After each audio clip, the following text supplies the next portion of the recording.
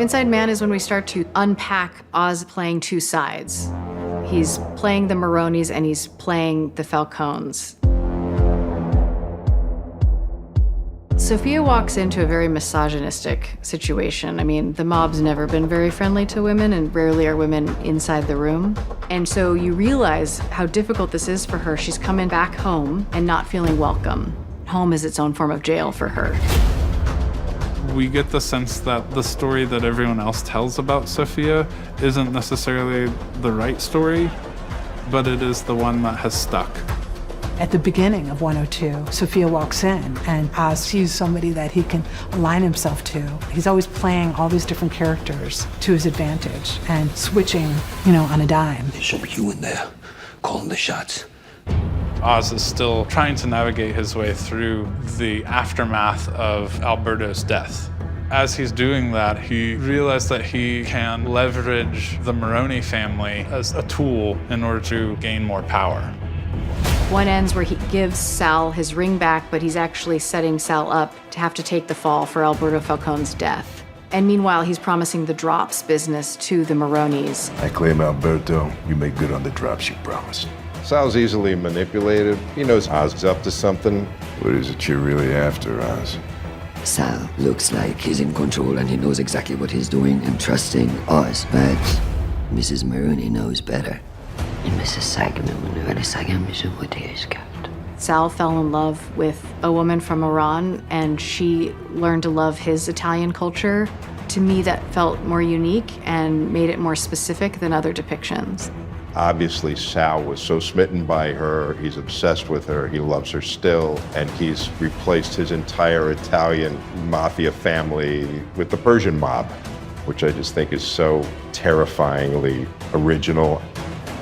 Nowadays, Persians/Iranians are big players in the international arena. Therefore, I think they now can be a part of the mafia life in Gotham City as well. Why not? The FEMA heist is a plan fully designed by Oz. If everyone did what they were supposed to do, he would have been able to get out having all his enemies killed. Penguin! There's a wrench in the plan in that Johnny Vitti decides to put him into the one car he doesn't want to be in. We're adding artillery to every vehicle.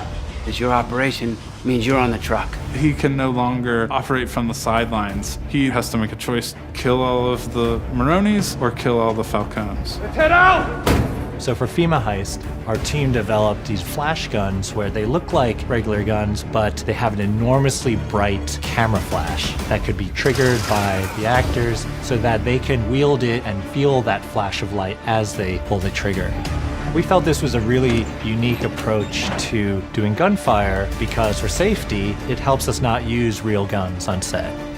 After watching the FEMA heist, it felt that there would be something more playful for Oz, and we found this great Bobby Darin song.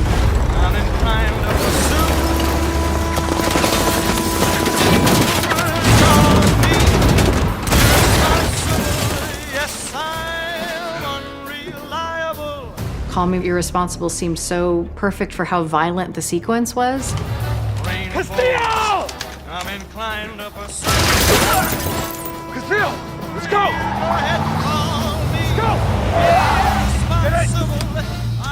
I think the Bobby Darin song is brilliant because it says, this is who this guy is. Even though we're experiencing this heist, it's really the story of Oz and why he is able to survive. Whoa, hey! You gotta adapt. You gotta respond to the environment, the situation. You gotta think on your feet. You gotta be quick. This is our show. This is the type of stuff we're gonna do. Can be extremely violent. We can also have a wink and a nod. Oz is charming, and he's also despicable. It's all sort of in service of Oz as a character and creating that sort of blanket tone for the show.